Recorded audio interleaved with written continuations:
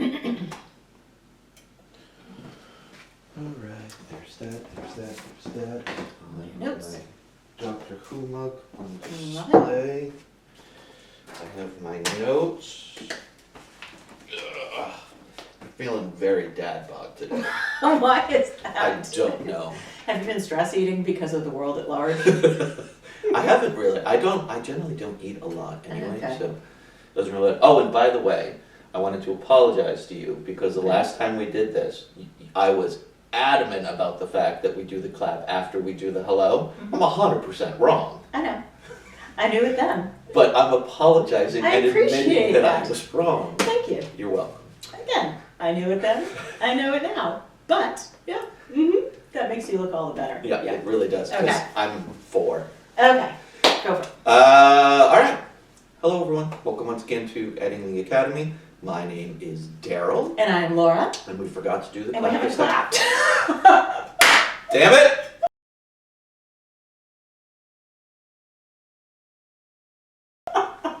Okay. All right. We just had a conversation about clapping, so that's why we didn't clap. All right. And for audio listeners, major spoilers as always.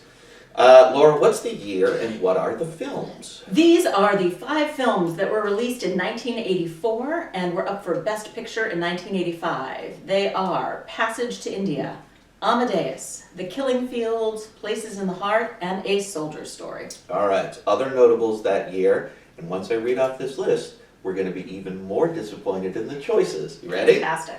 A Room with a View, Out of Africa, Silverado, Vision Quest, Witness, St. Elmo's Fire, Legend, Desperately Seeking Susan, A Chorus Line, Brazil, White Knights, I love that movie, It's a great movie. Real Genius, Clue, The Breakfast Club, Mad Max Beyond Thunderdome, Goonies, Pee-wee's Big Adventure, Commando, and Weird Science. So I would say half of those movies would have been great Best Picture nominees, Absolutely. and half of those movies were great popcorn, fantastic, fun movies that I would have watched rather than most of these movies. I have not seen any of those Nope. that are on that list, so. Legend, is that the Tarzan movie? No, Legend is the Tom Cruise fantasy with the unicorn. Okay, I have not seen that. That's the only one in the list I haven't seen. It's a very weird fantasy movie. Yeah, I'm not a big Tom Cruise fan, so. The man can run like nobody's business, though. He's the best runner in show business. For those audio, I just did the Tom Cruise run. Go to YouTube and see it. Okay. All right, where would you like to start? I very specifically would like to start with A Passage to India. Okay. If you have no objection. No, not at all. Get All the right. crap out of the way. And here's the reason why I want to start with Passage to India, and that is because I hated this movie so much that I want to talk about this one first.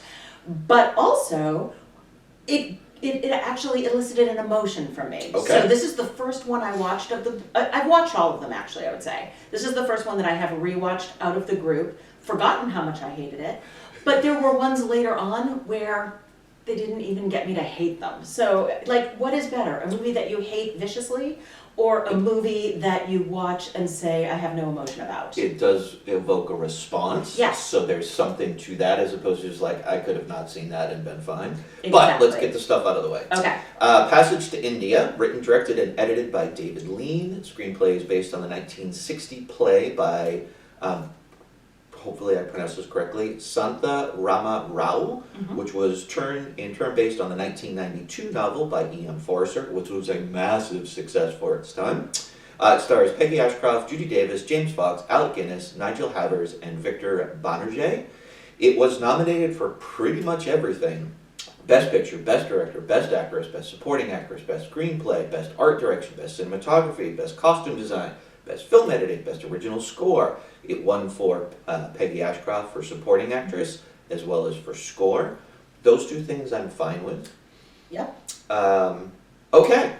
I'm going to just make my one comment. No, you're not, because we have to do AFI and fun facts. Okay, yeah. We are just off today. We are very like, off our today. whole schedule is I a think mess. it has to do, we're doing this just after the election, and I think both of our heads are not probably in it. Neither of us are feeling great, I'll Yeah. say that. So, this is not on the AFI list.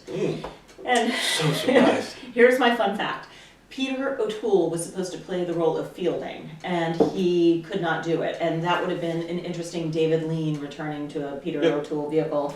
But also, David Lean and Alec Guinness got into a very difficult fight, and their relationship was ruined over this movie because a lot of Alec Guinness's role scenes were on the cutting room floor.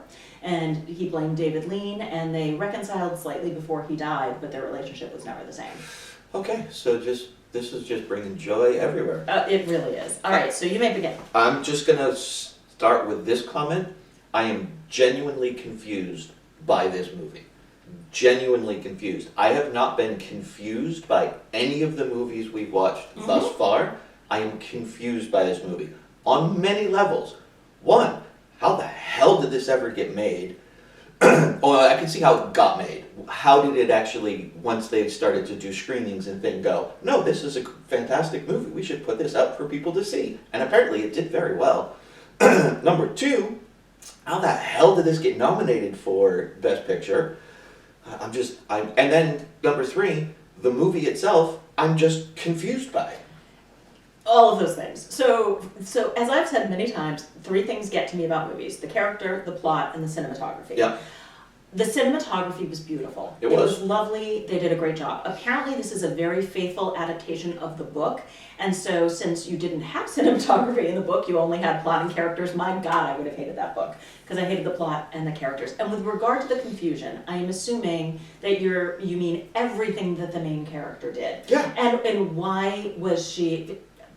What I am assuming is it was some kind of testament of a woman's sexual awakening. And it is, she saw like the graphic statues and the monkeys, and she got like all head up, and after telling the man that she did not love, she didn't want to marry him, she runs back to him after that bicycle escapade and tells him she wants to marry him. And then she touches the Indian man's hand and goes into a cave and then sees him, and I think gets all flustered and just, those hysterical women as they get, and ran out. And then I could have been okay with, she was, in a fever from all of the branches and the thistles. She was ill. She was all of those things. And her first opportunity to tell people that he did not attack her was the courtroom scene. I might have been okay with that. But in between, she had a sworn signed statement that they threw at her saying, you said this man tried to rape you. So, like, what? How did that happen? Because it didn't happen. Yes. So, yeah, so like, I've got many things to talk about that I hated. I would like to say some things that I like, but I want you to react to that first. No, all of that is 100% true. There are so many things that come out of left field that make absolutely no sense. This is such a disjointed plot and story. Yes. It is very hard to follow. Towards the end, they seem to try to make up for some of the things in the beginning, but this is not like a good following plot story. There are so many things that at the end, I honestly don't know what this was about, which is why I was confused, because there's nothing. Suddenly you're going down one path, learning about India and the hierarchy that's kind of there. And then suddenly something else takes you out of it, and we focus on that for 25 minutes. Like, there's no cohesion at all. It was an interesting beginning. I thought I was really going to like it, because first I was concerned with the two white women from England coming to India. How's this all going to work? Well, it was going to work well. They were respectful. They wanted to understand the culture. They wanted to be part of the culture. And Peggy Ashcroft, fantastic. I love her. She absolutely deserved to win Best Supporting Actress. I liked that character.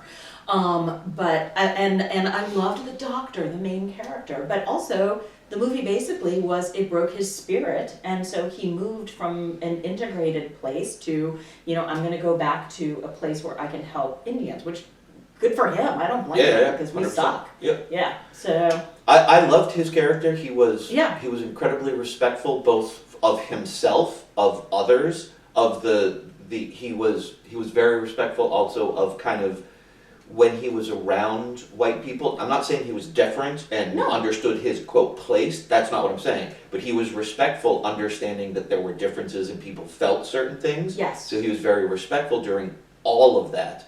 And then he just gets treated like such incredible crap. Oh, Yes, and so frustrating. the other character I liked was obviously Fielding. He was trying to do the right things, trying to be chivalrous, trying to be a good friend, and he was trying to do all of the right things. And I think his character was a difficult one, you know, and put in a difficult position. The biggest problem of the whole thing that we haven't said yet is Alec Guinness in brownface. Okay. Okay, that's troubling. Go ahead. You had mentioned that before I saw it, and I was like, okay, how's that gonna work? Honestly, the first time I saw it, I was like, okay, that's just wrong. And then it just washed over me, and I stopped noticing it.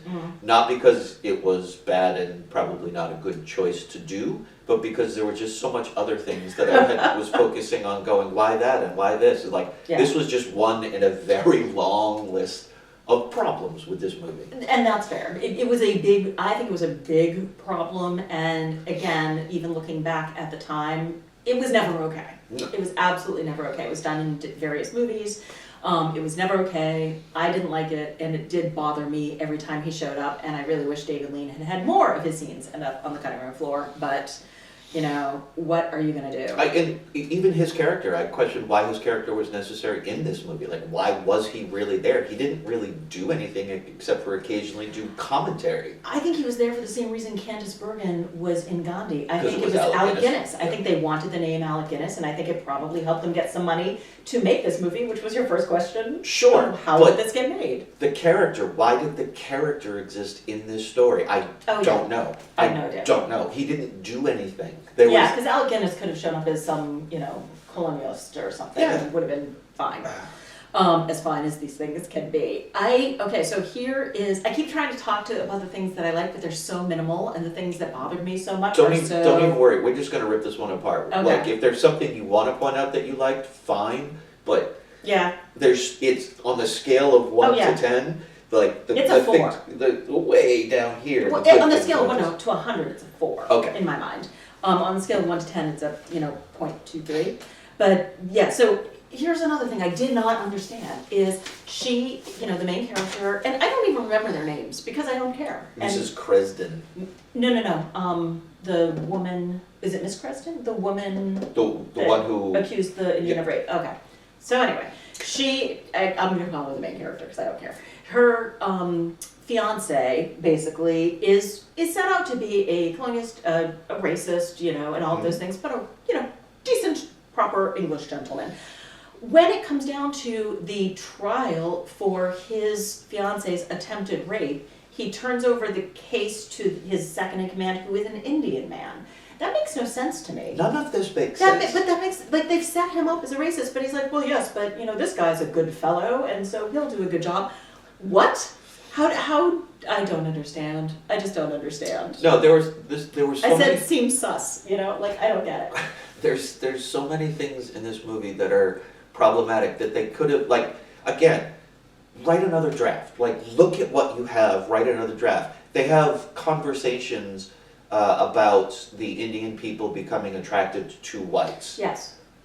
Why? Is it because of the rape? Yes, they wanted to give him a motive. Right. But again, not necessary. And they handled that incredibly wrong. It was just thrust in as well, we all know that they just want to have sex with white people. And women certainly would not want to have sex with an Indian. Of course not. Exactly. No. That's what they say. So the other thing is the score, which was beautiful throughout the movie.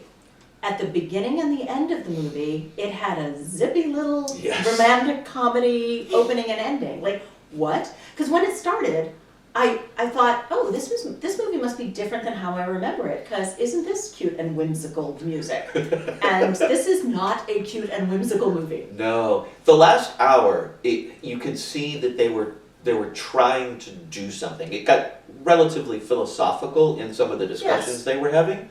So I guess I'll give a point for an effort, but that's the last hour of a 2-hour and 45-minute movie where they finally tried to do something And then Fielding marries Mrs. Moore's daughter, who we've never seen before, and I don't think she speaks in the movie. I don't think she so. She just shows up as Mrs. Moore's daughter, and then we do see the last shot of the female character, and I did check she was not wearing a wedding ring.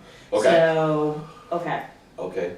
So she did not get married to the Mrs. Moore's son. I became genuinely angry when they accused him of rape and she didn't come to his defense. Yes. Because, like, when they're in the cave, by her own choice and volition, she goes further into the cave. Yes, He's like, don't do that, that's a bad idea. And she's like, I'm gonna go do this anyway. Yes. And that's how all of this happens. And I wonder where the accusation of rape came from. I know we have her sworn statement. Oh, it came from her friend in the car who was passing by, I'm sure. But we're never told who the accusation came from. Yeah. I agree with you, and Yeah. I think it probably came from her, but we're never told. No. It just comes out of nowhere. They arrest him, and then Yeah. now we have a courtroom drama movie. She is running away from being alone with this Indian man, and then her clothes are all ripped up because of the thorns and the cactus and all of the things that are tearing at her.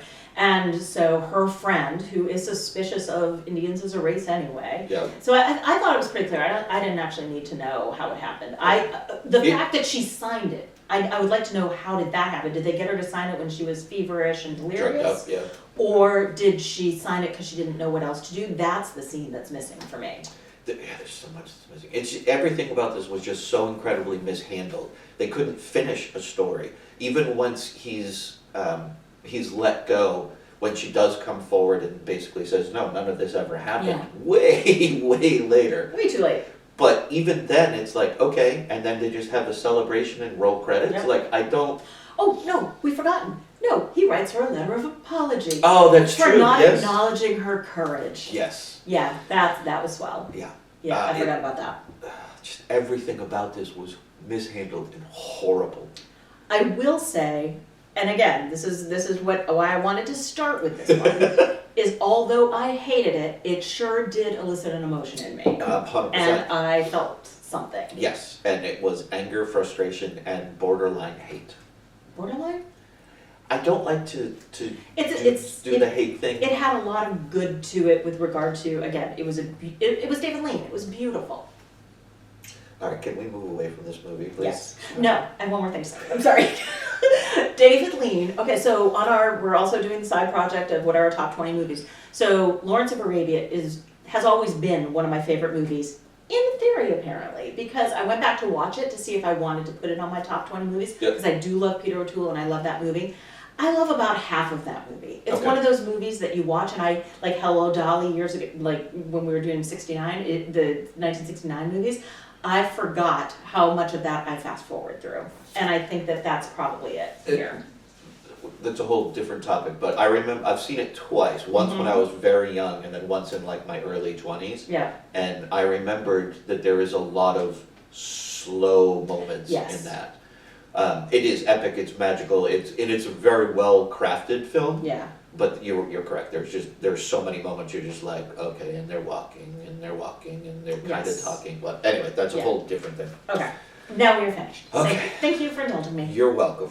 I would like to save a soldier story for last, if you don't mind. So Sure. outside of that, I don't care what we do next. I have Places in the Heart, Amadeus, whatever. Let's do Places in the Heart. Okay. Places in the Heart.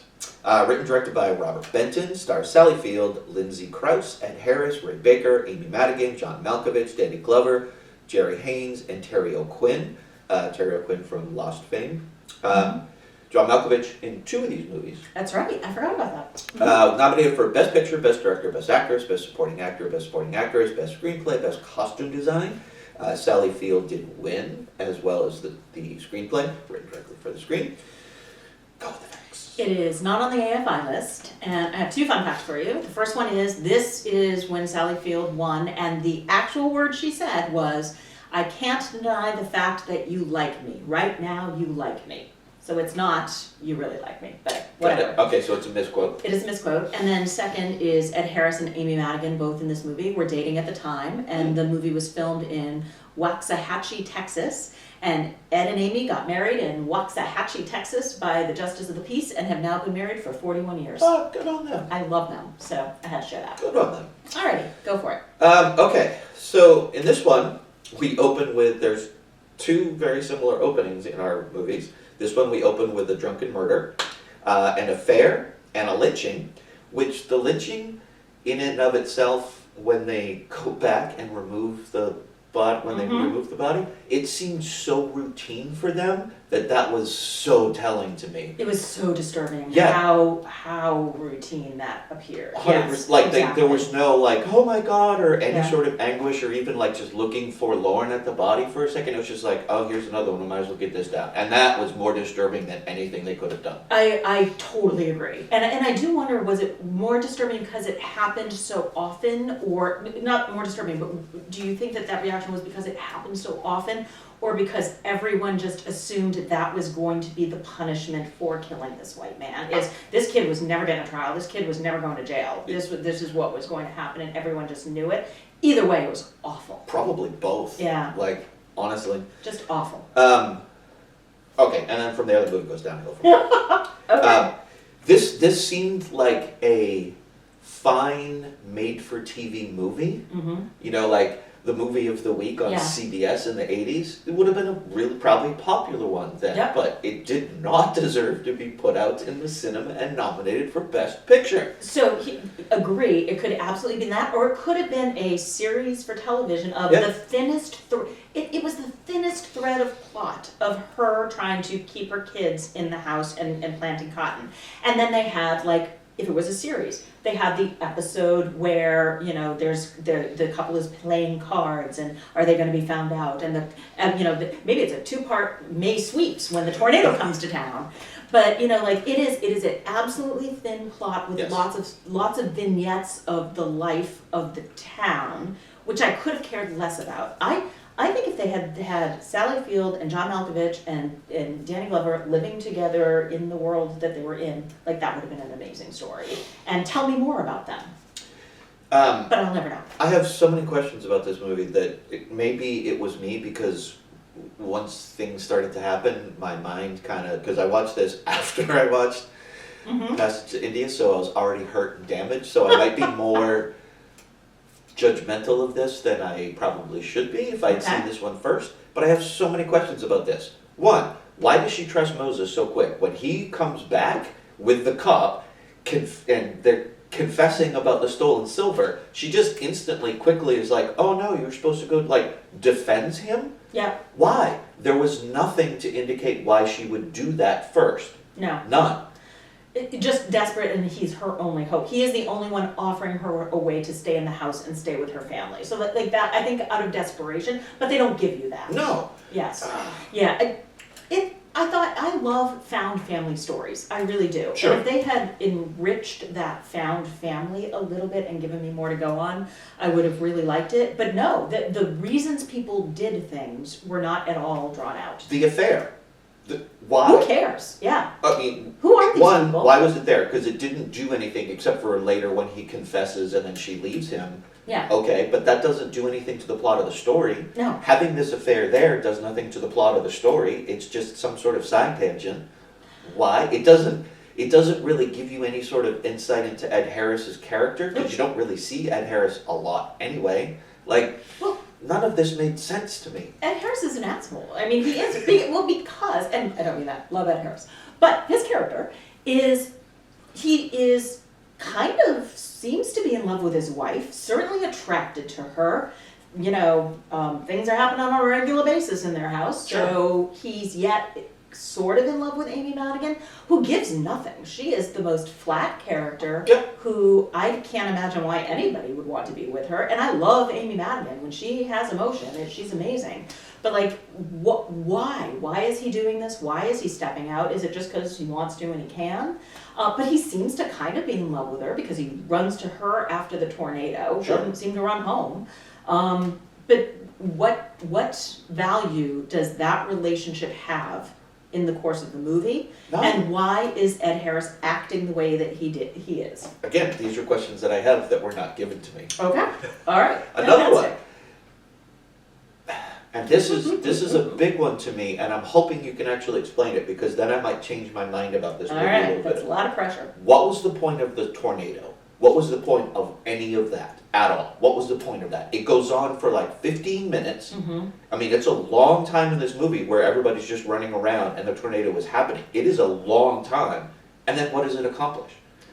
The only thing it accomplished is, and it's not enough for a giant tornado, is I think it shows John Malkovich's character loving the little girl and trying to help the little girl and going after her, because he up to that point was leave me alone. Yeah. And then, you know, she holds his hand when she's afraid, when Frank is getting whipped, and you know, so he goes after her and he tries to help and be part of the family. And then I think them all together going to the storm cellar shows them as a family. So that's the only piece that I thought, is that you're demonstrating that these people are in it together.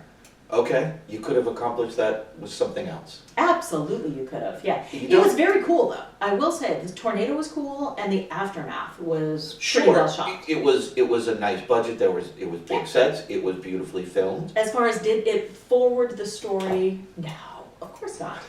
No, I it just did not. there are so many things that we thought. Well, I could see the writers being like, oh, and then a tornado happens, and we'll have them deal Yes. with the aftermath. Okay, sure, we'll write that in. Somebody but wrote why? Dust Bowl story. Let's have bankers talking about foreclosures. Yeah, let's talk have- about him for a second. Oh yeah. He was a dick. He was a terrible man. He was. Oh God, he made me so angry. Yeah. Like, what? Where it's set? Okay, sure. But he's also the head of the Christian League Oh yeah. in the town. Yeah. Which once I heard that, I was like, well, this makes total sense of why you're like being so condescending to this woman and not trying to help her at all. But when John Malkovich's character first showed up, I thought honestly he was trying to present John Malkovich as a suitor. Oh, did you? I really did. I was like, Yeah. no, you're not going to be that much of. Oh, okay, well, okay, I can see what you're doing then. Okay, you actually are trying to help her. Oh, But he not- is not. He wants the blind guy out of his house. Yes, yes. But he is using that to also give her income so she can stay in the house. Like, if he brings the friend, his cousin, I think it was. No, it's his brother-in-law. It's Brother-in-law. his wife's brother. Okay, if he doesn't stay, if he doesn't bring him, then she doesn't get the income to help keep the house, so then the brother would have to go back to him. So while it's self-interest, it is No, still... it's not. Nope. Okay. It is 1,000% self-interest, because the only other option is taking him to a home for the blind, which I am betting that Mrs. Banker probably would not allow her brother to go to. Yeah. So I think it is his only option to get this guy out of his house. Okay, fair enough, and that makes it worse. Because I hated him. So that I could be projecting onto bad feelings to this guy, but I think he's a bad guy. Was he one of the clan members that John Malkovich recognized? I thought he was, but I don't remember the names. I don't remember the names either, and I always go by voices because I usually have a really Yeah. good ear for voices. And I'll be honest, during that scene, I kind of tuned out, so I wasn't Okay. paying attention to the voices. Okay. I know, like, I knew what was going to be happening. I knew everything that scene was going to Yeah. be, so I was just like, okay, just happened. Hi, dog, how are you? Let me pet you for a couple minutes. Yeah, because it's awful. Yeah. And it was, Sally Field gave a great performance. John Malkovich gave a great performance. I believed that he was blind. Like, Yeah. he did a wonderful job. And it would have been a very nice made-for-TV movie. It would have been a very nice, season of television about the Dust Bowl. All the But performances were why? fine. They all were fine. This one, the reason I don't like this movie is not because of the performances or how it was shot. Like the actual choices when they would frame something, I Yeah. thought were very well done. But it's the story that just rips this thing apart for me. Yeah. There is really no story. None. All right. Can we talk about the end? No, because I was going to say, my question that I have been dying to ask since I watched this movie was, Darryl, what do you think about the ending? Okay, I will admit this, and this is probably part of a bias, but I'm really good about this. I'm 100% an atheist. Mm-hmm. I don't understand religion, I can sympathize, I do not judge. Right.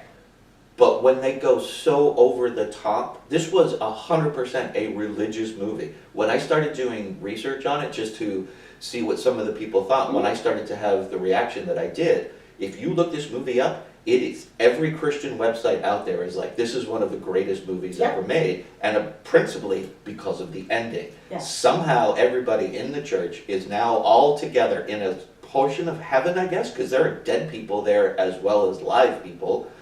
Made no sense. It was punching you in the face with melodrama and could not stand it. Like, why? It was the cherry on the top to make me hate this movie even more.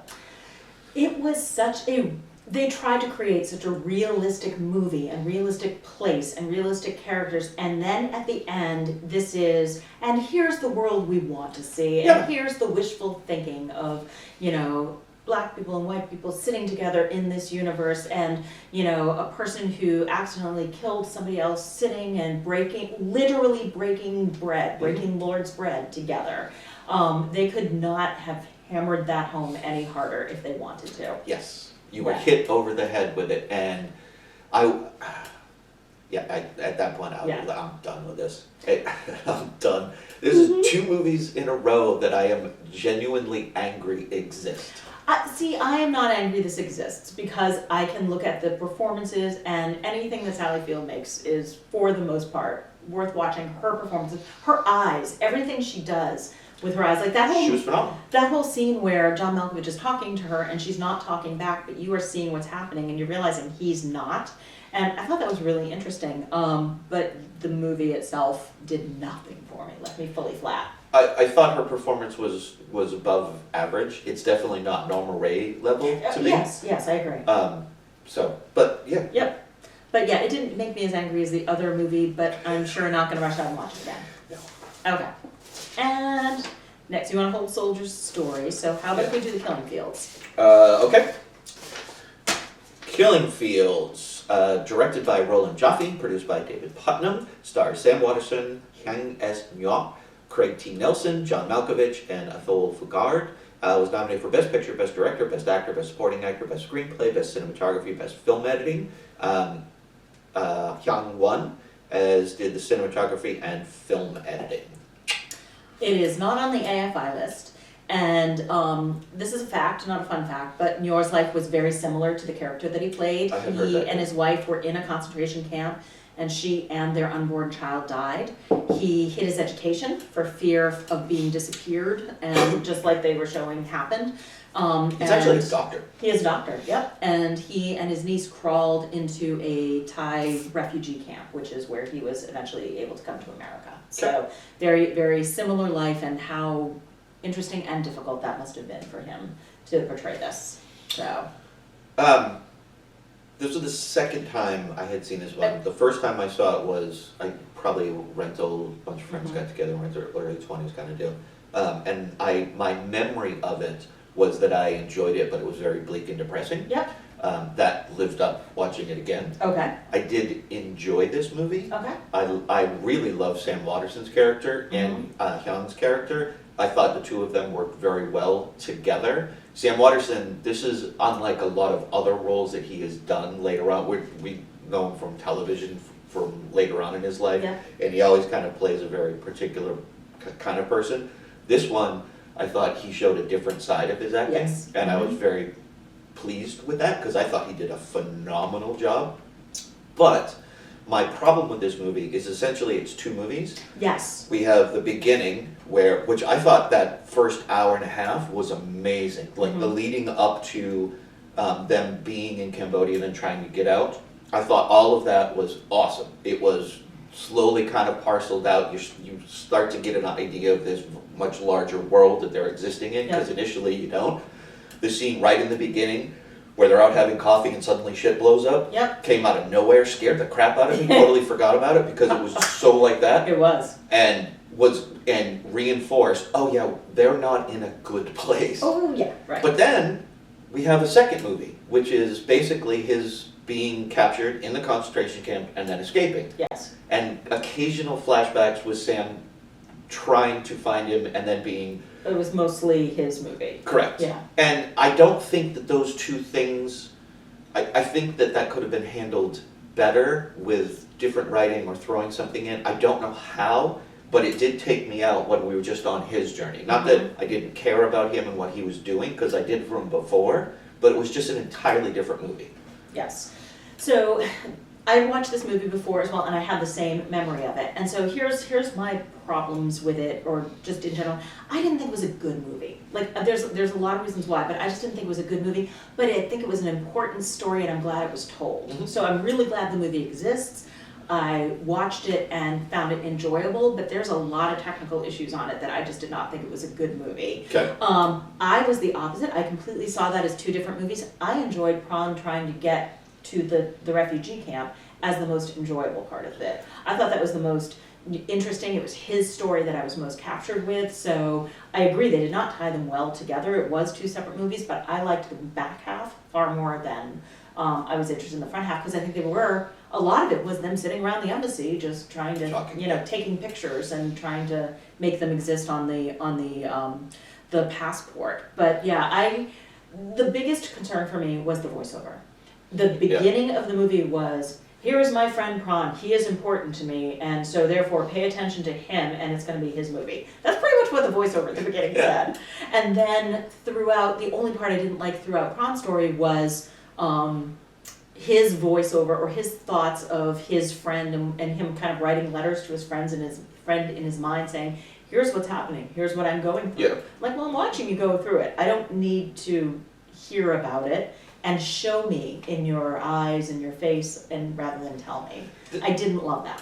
These kind of movies that are based on real life events, I can see sometimes the limitations that they have, because I think some of this could have been fixed by inventing something, but you can't, because it's a real life story. Of course not. Yeah. So they have to tell the story as it happened in the best way that they can. And it's not that the story isn't interesting. I'm with you. I'm glad it was told. Absolutely. But the story itself is limiting in what you can actually do as far as narrative development, things like that. Yeah. I think they could have probably done a better job with another draft of building up some of that and taking some of it out. Like, the amount of time they spend in the embassy was ridiculous. Way too much. Way too long.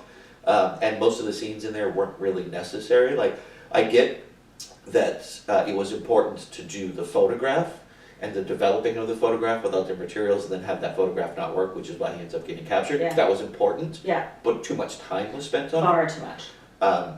So anyway, things could have been rewritten, but again, with movies like this, it's kind of hard, because you can't just make something up to make the narrative work better. And now at the end, when they were reunited, did I bawl like a child? Yes, of course I did. But it's one of those kind of like emotional movies that I just don't think that they earned it, which is awful, because they earned it. I mean, like the men behind the story earned it, and Yor earned it as well, just in his life story. Gotta ask though, I agree with you, Sam Waterston was wonderful, but what was up with the bad JFK accent? that was really bad. Yeah, and he kind of went in and out of it occasionally. Like in the beginning of the movie, it's a lot stronger, and then it just kind of fades. He's and a little like the mayor of Springfield, just a tad, but yeah, exactly, it would come back. I do think though, because you figure, I wrote down that the story ended about 5 years prior to this movie coming out. So I'm like, it was contemporary almost in the time.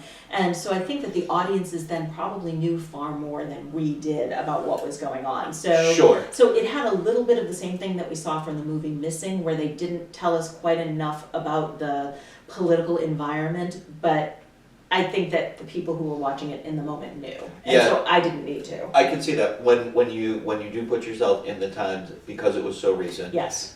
Most likely the culture, they didn't have to fill everything in, because the people who were watching it were at least peripherally familiar with the story. So they didn't have to cross all the T's and dot all the I's and make it super tight narrative. I agree with that.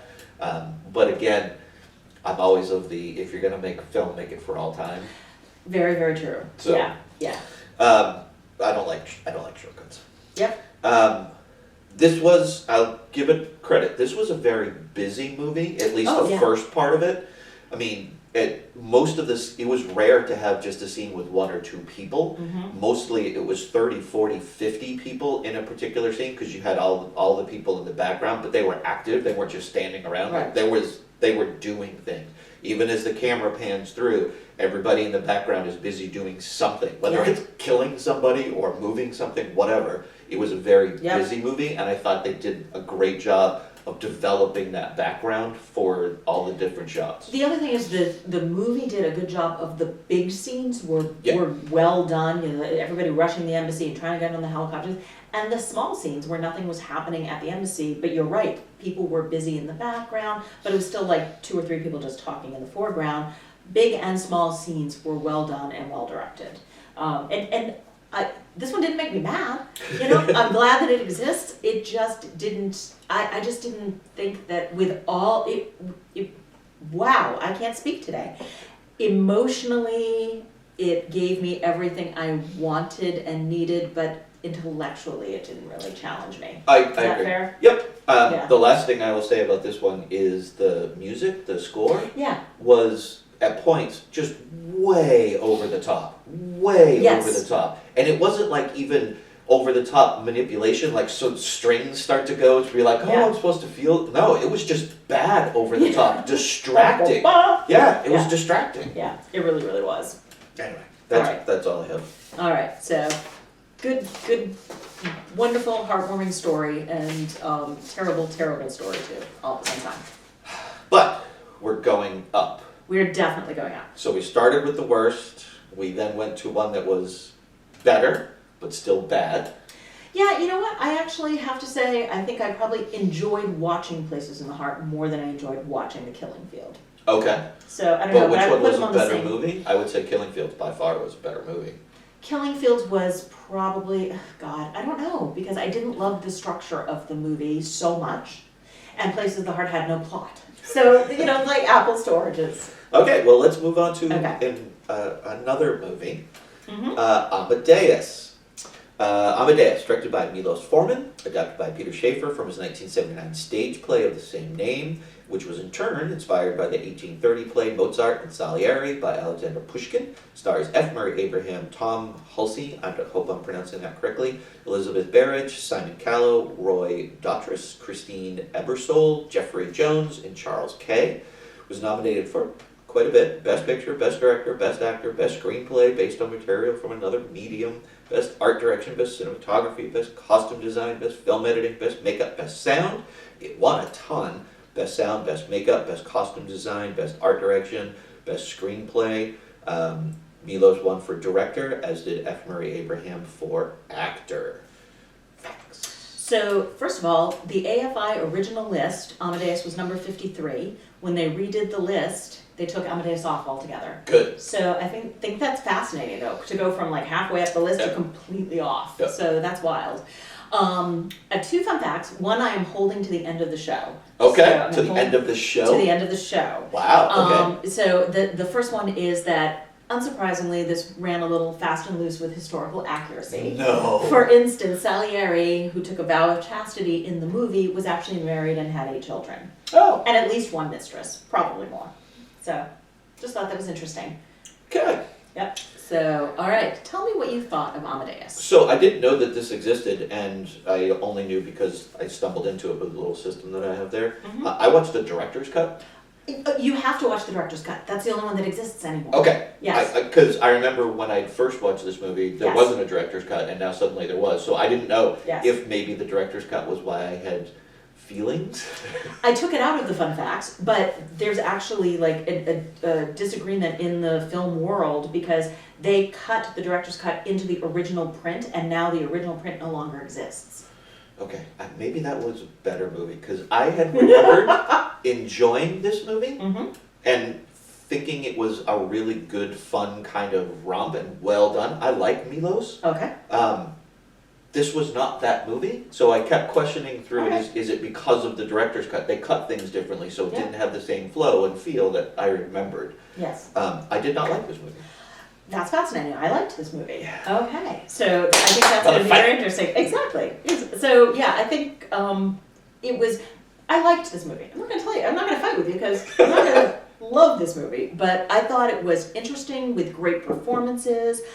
Salieri was the highlight. Just F. Murray Abraham was amazing. I think that he had the most fascinating character that I have seen in a movie in a really long time, because he had this devotion to God and Yep. he believed that his talent and other talents were gifts of God. So even though he was supremely jealous of Amadeus, it wasn't because of him. He was jealous because God had given talents to somebody he felt he didn't deserve. Yep. So even when he was, undercutting Mozart and doing all of these bad things to him, he was doing them to God, not to Wolfgang. So I just found that fascinating. Was he also just loved the music so much that he could never say it wasn't something that people should hear. And I thought the film did a very good job with that as a portrayal, where he struggles with the difference between the man and the talent. Yes. And that is a constant struggle for him throughout the entire movie.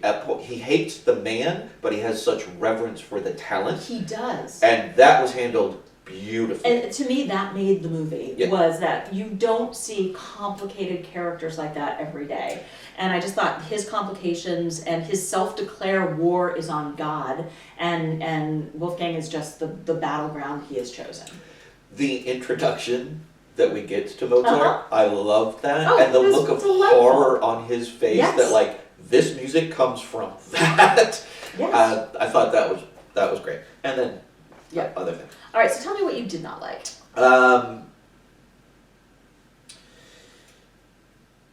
The overall, I just started to get bored. Okay. And that is because the same points, while handled well, it was just the same thing hammered over and over and over and over again. The constant disappointment, the constant elevation. Mozart's always in trouble. Salieri helps him. Somebody else helps him. Like, it was the same kind of scene almost, just repeated over and over and over. So about an hour into it, I was like, okay, I know where this is going. I know what the next couple scenes are going to be. It's going to be a progression, but it's going to be the same feeling, emotion, and rehash of what we've already seen from all these other scenes. So I just got bored. Okay. Nothing truly developed and was different. Like I said, it was just the same scene over and over and over again. And I just had a problem with it. I got bored with it. No, I think it was far too long. I think the movie itself was far too long. But I just saw things as just different ways he tried to take him out. So, and also, just for me, the progression was from, I'm going to, show him how my music is wonderful. I'm going to write this introduction for him. And then kind of everybody realizes it's not as good as Mozart. Okay. And then I am going to, undermine him with the court. Oh, the court really loves it. I'm going to undermine him with society and with the people, and that doesn't really work. And then I'm going to kill the bastard, So for me, that was the progression, is he's trying to undermine him with all kinds of different audiences, and none of them are taking away his talent. And then finally, he's like, all right, so I will literally, physically take his talent. I will kill him, I will take his music as my own, and I will be recognized. So for me, it did have the progression. Okay, and I can totally see that. It just... It wasn't an enjoyable journey then for me through this, and I'm not. I totally see. I'm not taking anything away from the crafting of the film, because there are so many wonderful things about this movie. It's just that repetition. Maybe it's just that I don't really. It's like a Looney Tunes. Like it's the same thing over and over again, but just a different scene. Like this time it's an anvil being dropped, and the next time it's an explosion. Like it was just because it was just the same thing over and over. The constant. I just like got when bored. they draw a cave on the boulders, but yep, totally agree. But I did what did you think about the wife? Whose wife? Costanzi or whatever. Yeah, Costanzi, the Mozart's wife. Oh, she was fine. Okay, I liked her. Honestly, I didn't really. That's why I had to say whose wife, because I don't really remember her. I remember the character. I remember what she was doing. She was desperately in love with Mozart. She was more there to support him and basically get him laid. I thought they showed her as kind of like, at the beginning, I thought she was going to be a gold digger and end up leaving him when he didn't, No, she did. produce. She genuinely loved him. And she genuinely loved him. And, she was willing to sacrifice literally everything to get him the support that he needed. So I liked that. I thought they did a nice job with her. So I thought that she was cool. Some things that I did like, Milos is he's notorious for detail of things. He's done a lot of different kind of period type pieces, and he gets right down to the details.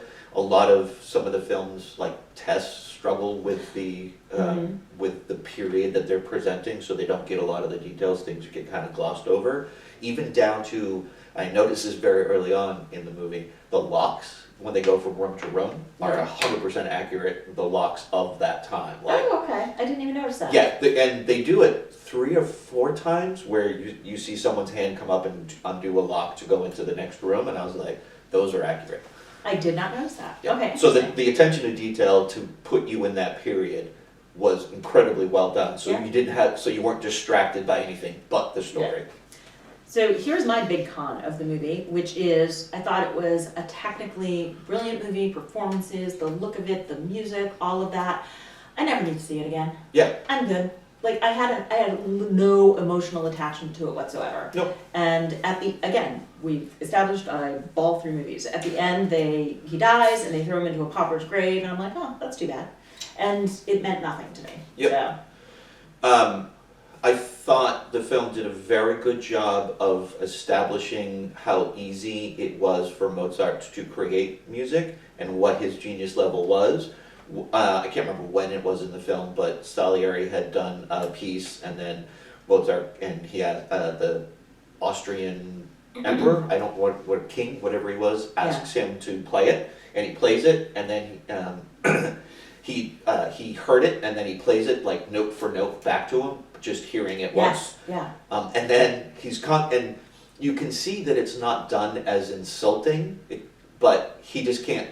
It's just the way he talks. He's like, but this should be here, and do maybe a little up tempo here. Like all he's thinking about is the music and how to make it better, not realizing that he's completely ripping this guy apart. Well, and also he had no professional jealousy at all. No. He fully trusted Salieri. He thought that he was his closest friend. He had no guile whatsoever. Yep. He really just thought, I'm brilliant and here's my music and let me share it with you and I can make that better. And wouldn't it be better if all the music were better? Yeah. And I can do that because I'm just that talented.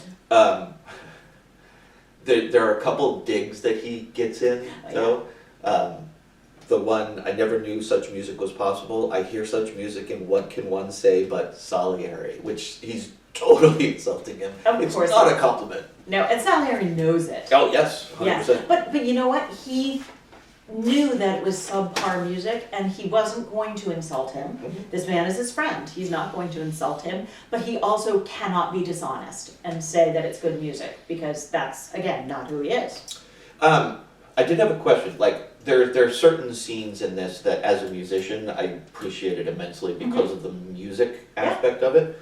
The scene where he's in bed and he's dictating. Yes. Did you? I loved that. Okay. I thought it was one of the best parts of it all. It's because you can tell that Mozart can hear it, and he's just telling him, hurry up and catch it and get it all down. And on those moments when Salieri could hear it too, or wrote it down, or saw, he's scribing. Yeah. And then when he can see it, it's beautiful. Okay. Yeah. I was hoping that other people could appreciate what was happening in that particular moment. No, Okay. and it hit really, really well. And it also killed him. And my last question, and then I'm done unless you want to talk about something else, but did I miss it, or did the illness just kind of come out of the blue? Like, he was fine and then he was it? The only thing, they did not give us any breadcrumbs, but the only thing that we saw is that day when he was coming back home, like just in his street clothes, and it was pouring down rain. Yeah. And he started to like cough and sneeze after that. Okay. And so I think that probably he caught something in that way, but they didn't spell it out for us. Okay. Mm-hmm. I was just curious because Yeah. seemed like he just was suddenly very, very ill and dying. Yeah, and I think part of it was that had he gotten some rest or food or water or something, Right. he might have not kicked Pulled off through. that easily. Yeah, that easily. But then again, given the times, he probably would have. The cold can kill you back then. Yes. All right, so that leaves us with A Soldier Story. Yes, A Soldier Story. Directed and produced by Norman Jewison, adapted by Charles Fuller from his Pulitzer Prize-winning novel, play, A Soldier's Play.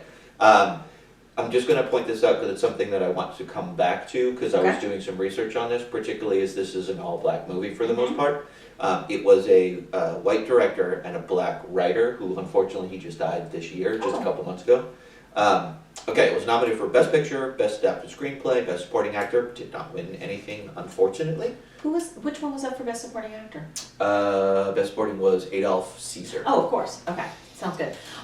It is not on the AFI list. And the fun fact is that the movie was filmed in Arkansas, and then Governor Bill Clinton stopped by, and the director talked about how he couldn't really hire a bunch of extras on the amount that he had to film the movie, so Clinton loaned him the National Guard for a scene that needed a bunch of soldiers. So That's there you kind go. of cool. That's a kind of cool fact.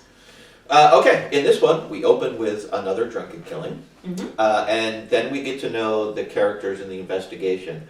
For me, the way obviously it's just the framing of how to tell this particular story, but I thought it worked effectively, where because of the murder, they bring in the and you know that there's just going to be problems left and right because it's a black captain coming in to investigate the murder of this black unit. Everybody's thinking it's going to be the Klan, and there's going to be a clash, and people are just going to die. Everybody is worried that the black soldiers are going to go out and just start killing people because they killed one of their own. And they suspect the Klan. The framing of how this movie works, excuse me, I just spit on myself, was I thought very well done and effective for how the story gets told. So you have the captain who's interviewing people, and then you get the flashback of the scene as they're describing something. So you're getting slowly parceled out how everybody really does feel, and you're getting the life and the character of the person who died, who was murdered. I thought that was effective and worked very well for this type of story. Totally agree. Okay, awesome. Love a good murder mystery. I thought this was a very well done murder mystery.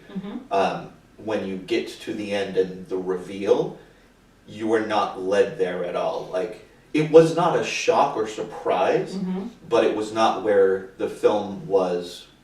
It was not the waters that the film was swimming in, is what I will say. Yeah. And it is a little kind of abrupt once you get that, because then suddenly everything happens and then the movie ends. Yeah, I agree up to a point, because I thought it was a very good, solid mystery crime drama, and I thought that the setting was very interesting. Like, that is not something that, movies are generally set in that setting, and you had lots of potential suspects. So I thought that that was very interesting. I did think when you found out who actually did it, it made some sense, but they didn't quite give you enough to get there on your own. And I like the mysteries where you're more like, oh yes, I can now track back exactly how that happened. There wasn't quite enough of a motive for the killer for me, so I just didn't love that. And also, just in general, this seemed like it was going to be a bigger topic movie. It was going to be more on, kind of black on black racism, and that's, spoiler alert, what it turned out to be. But it never explored that. It never really, to my satisfaction, explored that in the way I wanted it to. See, I thought, I disagree. I got enough, and I think if they had done more, it would have been kind of more over the top, pushing it in your face. As the movie's going along and you're getting all of this background thing, the handling of race throughout I thought was excellent, and that's primarily the writing. I mean, it's based on what this guy wrote, obviously. And yes, so you have every aspect going through for the individual soldiers that are there, as well as the white folks. You have this self-loathing and self-hatred by certain characters. You have the absolute racism against other black people because they're not doing what one particular person feels is the correct way to present yourself as a black person. And obviously there is no correct way. Of course, yeah. But I thought all of those individual things did work incredibly well in the film, and they helped move things along. I thought that was handled beautifully and well. I liked so this is kind of the opposite of the movie that, like The Killing Field, where I said it was just not a technically good movie. This was a technically good movie. So it just, for me, it had a stacked cast. It had an amazing cast. It had an interesting plot. I loved the framing device, but there was no, I wanted more character development. I wanted to understand why people did what they did. I wanted way more of Howard Rollins. I thought, first of all, he was magnetic every time he was on screen. He was fantastic. But which character was he? So he was the captain that came in to investigate. And I just think he's a great actor anyway. He was a great actor, sadly passed. But he was, like, what about him? I want to know about him. How did he get to this point? He was an enigmatic character, and I wanted more. He was, for a lot of it, very stoic. I mean, I understand that was also kind of a necessity, but I would have liked to have seen a little bit more emotion from him at different times. Like, as he's discovering this information, he's very frustrated, and he shows the frustration that when he's dealing with blacks, whites, etc. But I just wanted a little bit more not so much the stoicism. And the only moment you didn't see it was at the very, very end of the movie when he's riding in the car And and yes, exactly. And the white officer basically said, okay, I guess I'm going to have to get used to, black officers. And he said, yes, you are. Yep. And he smiled, and that was just gorgeous smile. It was, yes, you are, and this is what we're going to see. And why did we not see more of that character throughout the rest of the movie? And maybe it was a choice. Maybe it was a choice by the character. Maybe it was a choice by the actor. But I wanted to see more of him than I did throughout the rest of the movie.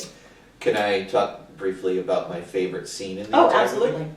Wilkie's second interview. Okay. When, so the first time he interviews everybody, they're just pretty straightforward, like blah, blah, blah. And the first time you get Wilkie, his interview is, he basically establishes that yes, I was the right-hand man, and yes, I was angry because he took away my stripes, but that was just the way it was, it's fine.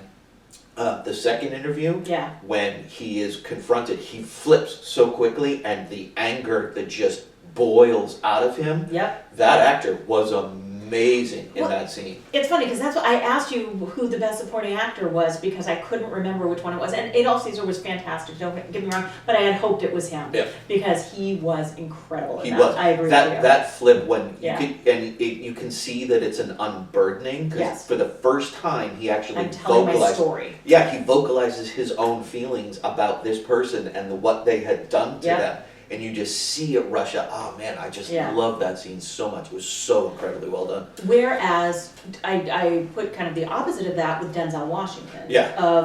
We know what Denzel can do. He's amazing. He's wonderful. I didn't see it in this movie, and I think he wanted to be under the radar because obviously of the ending. But I've seen him so much better, and I just didn't see his feelings in this movie. Yeah, I think. Did you? I did, but I think he was supposed to be pulled back. He was not supposed to be the star. Right. He was just another one in this ensemble cast, and I thought he did amazing for that. I thought everybody, except for that one scene with Wilkie, everybody was exactly what they should have been for their role. A lot of them were pulled back. They were not over the top. And I think that's because of the situation they were in, being interviewed, all of that, as well as the director's choice of just being like, we're not going to push this. This is not an emotional movie because it's already charged with a lot of emotion. Right, but to go from that character who is kind of laid back to I'm going to shoot this man in cold blood, that didn't work for me. I think that's why it bothered me who ended up doing it, and that I didn't think they planted the seeds for it. Okay, that's fair. He was so laid back, and he was. Yes, he got into the fight with him, and so you saw where maybe he would have some motive to do it, but then to go right to cold-blooded murder, I didn't see it coming. And great mystery, you're not supposed to see it coming, but you gotta give me something to make me at the end say, oh yeah, I got it. Okay, fair enough. I gotta ask you, so I was thinking about you when I was watching this movie with regard to the music. I thought the music was intrusive in this movie even more than the one we just talked about. It was intrusive. There were moments where it definitely took me out, and I was just like turn down the volume. Well, it's like he goes to look out the window, boom, boom, boom. It was just too much. Yeah. So a lot of it was telegraphed, and a good score should never be telegraphed. Exactly. And so I said the music was kind of odd and intrusive, and I just thought it was a good TV movie. Much like you said for Places in the Heart, I thought it was a very good murder mystery of the week. Okay. Interesting. Which clearly you do not agree. So. No, I could see it being a very good TV movie. I thought it was a fantastic film. I thought it worked. Again, a lot of these, though, based on that list that I read off, I'm just surprised that some of these made the list. Yeah, nope, I fully agree with you. But that said, it is probably the best cast I've seen in a really long time. Yeah, it was a great ensemble. It was an amazing ensemble cast, and again, I just wanted to see more about Howard Rollins' character. I think that would have maybe brought me in a little bit and had it be more interesting. Fair enough. Alrighty then. Okay, so would you like to reveal the winner for this year? The winner for this year was Amadeus. And I am not even I have no clue which way you're going to go on this one. So, do you agree? given the movies that we had to choose from, I agree with Amadeus because I think it ticked the most boxes for a technically good movie. Okay. And I do not agree. okay, Would you like to take a guess at which one I think? Soldier Story. Yes, I think Soldier Story. It was With these movies, Yes. was the best, well-crafted, acted, most full story out of everything. For me, this one ticked more boxes than any other. It was my second favorite movie of the batch, and I thought it was a very good movie, but it just wasn't enough for me. So Okay. it didn't, yeah. So that said, wouldn't disagree with it. I don't think we're gonna have a major fight, because I can totally see why you say that, but just not for me. I could list another 5 movies from that list that you had. Do you think that this was the beginning of the 1980s, like, Oscar movie? Because they were all very important movies. Yeah, I was thinking about that, and was something I was going to chat with you about offline, of how the trend is in the 80s. Yeah, The 70s, like, they were taking a lot of risks. yes. These movies aren't taking risks. No. They're just about big, important things. Exactly. And I don't know if I'm Or liking this. costume dramas. Yeah, and I don't know if I'm liking this trend at all. But we'll see what the next couple of years bring. All right. One quick thing for you all. We do the reveal at the end with this is the person who won, and then we do that.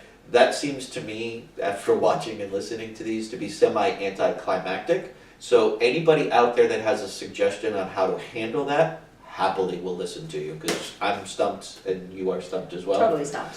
Okay. We're not done though, because I saved a fake. Oh, right. I saved a fun fact from Amadeus to the end, because it's about when it won Best Picture. Okay. And so I did not want to blow the fact that it won Best Picture. So at the Oscar ceremony, Laurence Olivier was brought out to announce Best Picture, where they give, here are the 5 things. No, he opened the envelope and said Amadeus. Just came out. Just came out and did it. And so literally someone had kind of, you remember the whole La La Land Yeah. thing, so they had somebody come in from off stage, basically look at the envelope, like, yep, it was Amadeus.